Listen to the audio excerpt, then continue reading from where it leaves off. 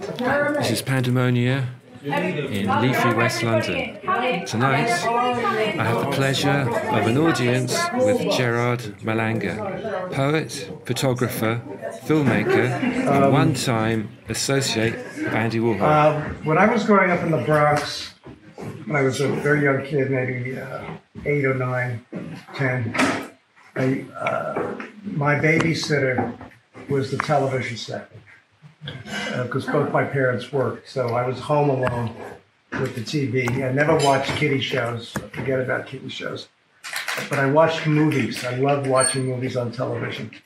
And one of my wonderful experiences with watching TV was every Saturday there would be a Laurel and Hardy movie. And I would just love Laurel and Hardy movies. Just I was roaring with laughter every time I would see a Laurel Hardy movie. And I didn't get to the Marx Brothers until, they weren't showing Marx Brothers movies hardly at all on TV at that time, but later on I would see Marx Brothers movies in the movie theaters. They were called reruns. And of course I was laughing then also, you know. I just felt that laughing was a very healthy activity to be involved with. And I want to dedicate this reading.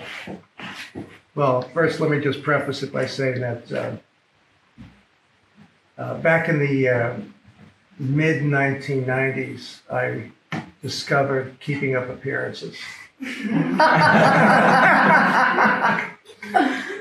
I forget what night, it was Friday or Saturday night. I must have seen almost every episode. And it was just a remembrance of how great it was to laugh. And I want to dedicate this reading to Patricia Rutledge for making me laugh. I'm going to read for about 10 or 15 minutes. I just wanted to show you this copy I just borrowed from Jeremy of my latest book of poems, which came out in January, called Cool and Other Poems. And I think there's one poem in the book that I'm going to read from. But otherwise, I'm going to read mostly new work that's been written since this book. Actually, this is my favorite book. Where's Jeremy? I want to give him this copy back. Okay, I'll save it. Let's put this on the tape. Okay. So, just to preface the poems that I've been writing for the last 20 years or so, well, you know, I always think of them as new poems, is that, first of all, I always write to use an old-fashioned term, which I really like. I write in the style of stream of consciousness. And the format that the poems take they're stories. I call them story poems. And they're usually about people that I've loved or were acquainted with in my life, or even sometimes strangers that I had nothing to do with, but were inspired in my life. And I'm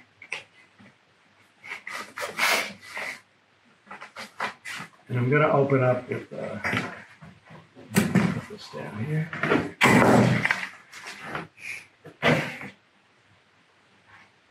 This poem was written on a visit to London in 1972.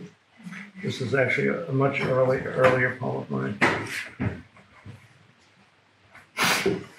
Valerie Elliott. It's 3:15, you're late. Ushering me into the dark hallway of the flat. I can't remember where. It's years now we sat, her mum beside her as we rocked on Sherry Strait, and told me tales and showed me Ansco-colored snaps of Tom vacationing Bermuda, sallow like the sand surrounding him and smiling awkwardly. Who knows what that smile revealed? Not looking back beyond decline, years from when they met. A long line of hopefuls, but in that chill, the interview at Faber for that job would take her far and far beyond those years, and all for that one faked broken arm.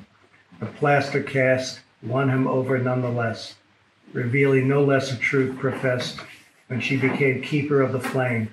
Tom's books in the next room consumed by the same embers listened in.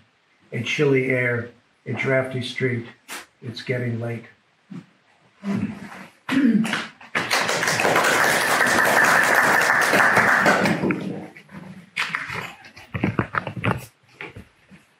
This next poem is for a jazz composer named Cecil Taylor, whom I knew in New York. It's called Cecil Taylor, jazz composer, 1929-2018.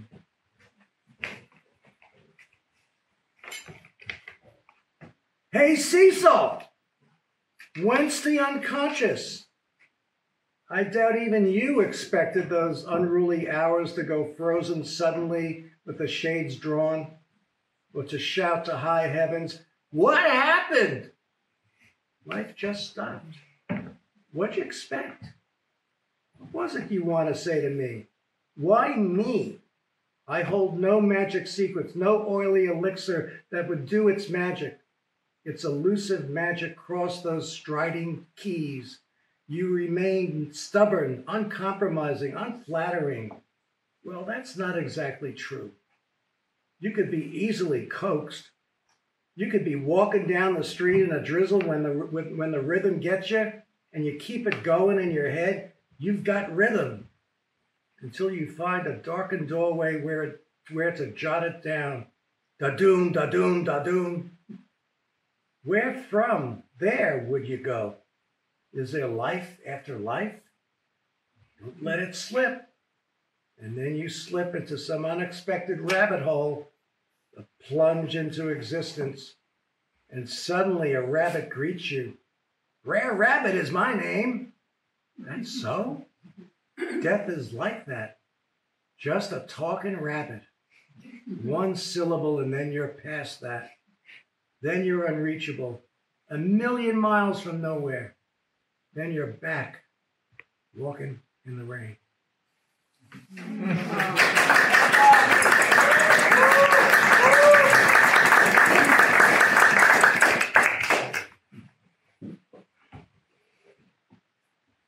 Gavin Maxwell, poet and naturalist, 1914, 1969.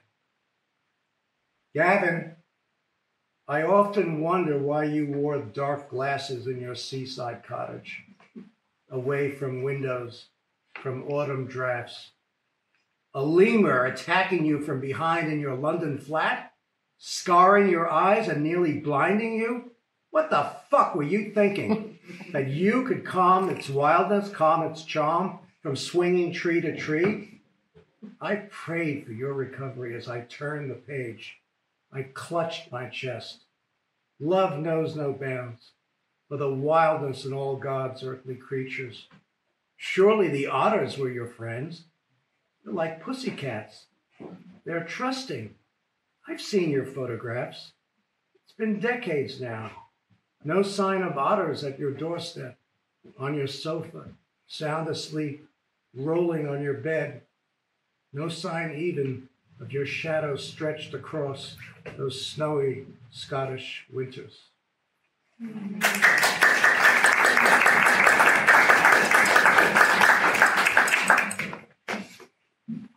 This is, I've written a number of poems in the book Cool to 8 of my cats over the years.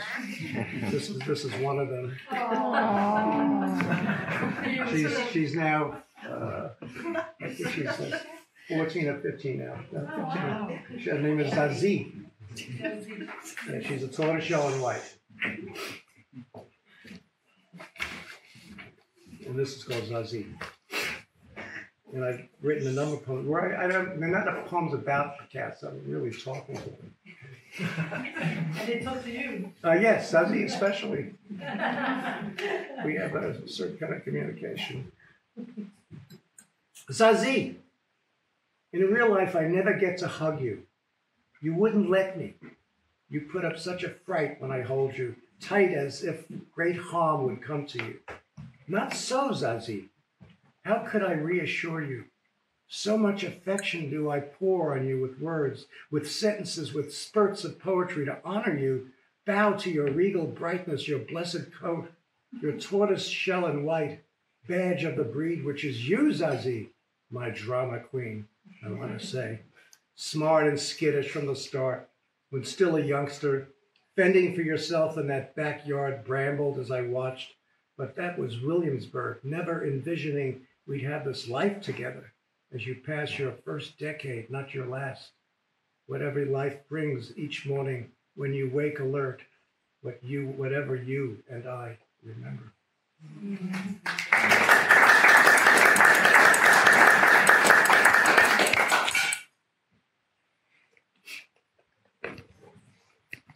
Stephen Spender, CBE poet, 1909-1995.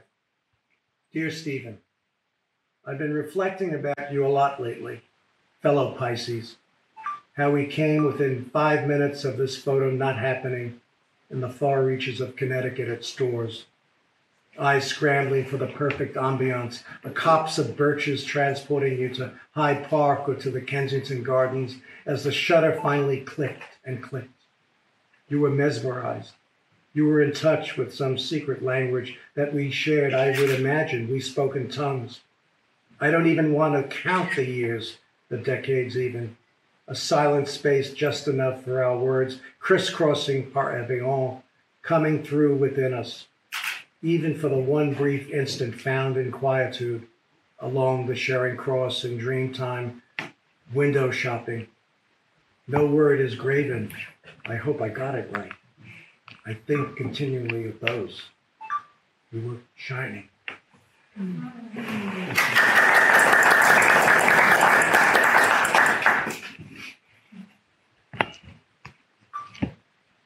London photo, 2016.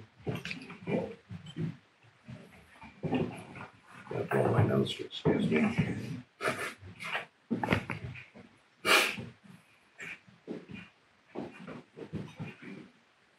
A first-time encounter symbolizing 3 years of time-honored patience and a slew of poems and beyond the ritual of remembrance, and I forget the words, the stretched out lines. There are so many times a chance would open up a leeway in, and yet, I sensed a closeness growing closer, even a playfulness, even beyond beautiful, I want to say, if such a realm exists. Those meaningful coincidences unfolding surely, those sun-drenched afternoons, those grayless graying skies and high contrasts, those puffy clouds. But how to share them? How not to miss a beat? A word or two that would inspire, a camera click, a run for shelter from an April rain, the laughter that ensues. One take, it's in the script, it's in the telling. A breezy holiday among the lonely plinths and swooping peregrines, and so much more that's merely guessing or more redundancies. Time is a risk. The rest is scrambling to remember. The rest is make-believe. A laughter in the dark, fading.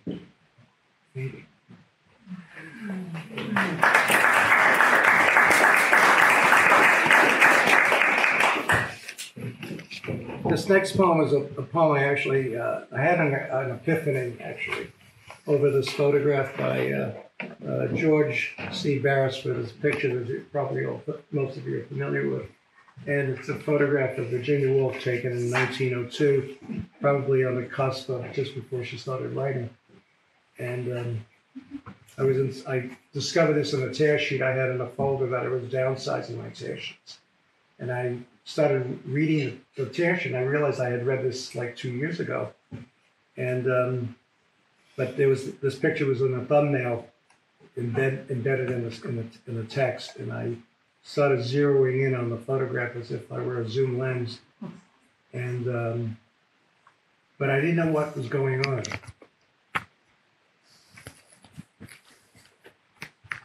But I became entranced with the photograph, and I became the photographer in the poem that I'm going to read to you. And it took me, I did 3 drafts in about less than 3 hours, and I realized that the poem finally was telling me it was finished. But it took me the entire next day to come down from the epiphany.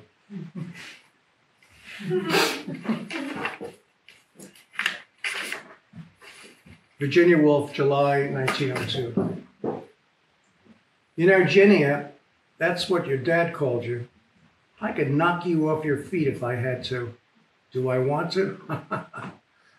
On off days, staring through that leaded upstairs window at those rolling, foaming, sweeping waves with only hints of echoings overlooking St. Ives Bay as I catch you in a state of reverie.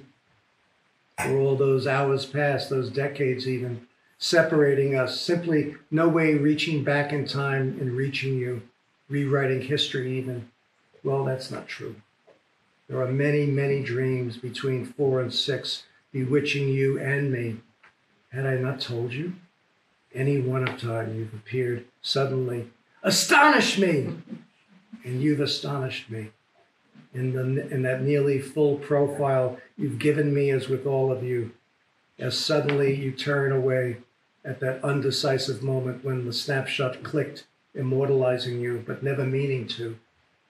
Ginia, where are you, darling?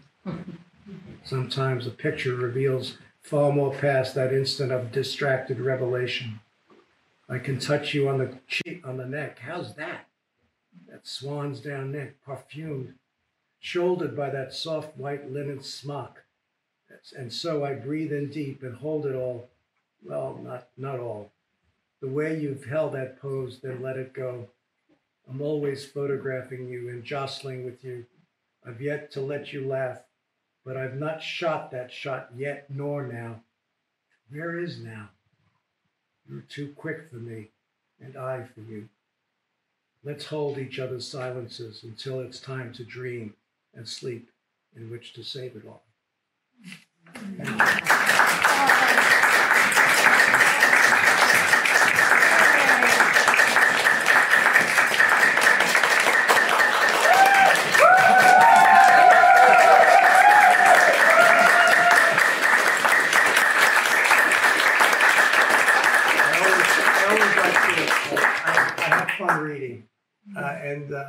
I always like to do Q&As after I give a reading. If you're up to that, we can do a few minutes of that if you want. If you have any questions to ask, or Anyone got curious any about anything. questions? Yeah, I've got a question. About your experience with Black Sparrow Press. How did you get on with that? Oh, they were How my did that book publisher. come about? Well, I've been published with them since 1969, Oh, right. and that was my first book. Yeah. And I was with them until they retired in 2001. So I was without a publisher for about 15 years until I hooked up with a small press called Bottle and Smoke Press, which brought out the book Cool. So it was a good experience. I mean, I guess I got kind of spoiled because whenever I had a new book to get published, it was automatically that it was going to come out with Black Sparrow. So did that contact come about, you and John Martin? Well, he liked my work and wanted to continue publishing me. I was technically one of the house authors, you might say. So it just was an ongoing experience. Where do you write? What? Where do you? Where? Usually I spend mornings in a cafe writing on top of the New York Times. I'll see something that might inspire me, like maybe 3 or 4 words in a sentence, and I'll just circle it and then continue the stream of consciousness from there. That would remind me of something that having nothing to do with the article. And a lot of my poems come out of that process. And otherwise, sometimes I'll sit up writing in bed with a clipboard at night. How many do you dispose of?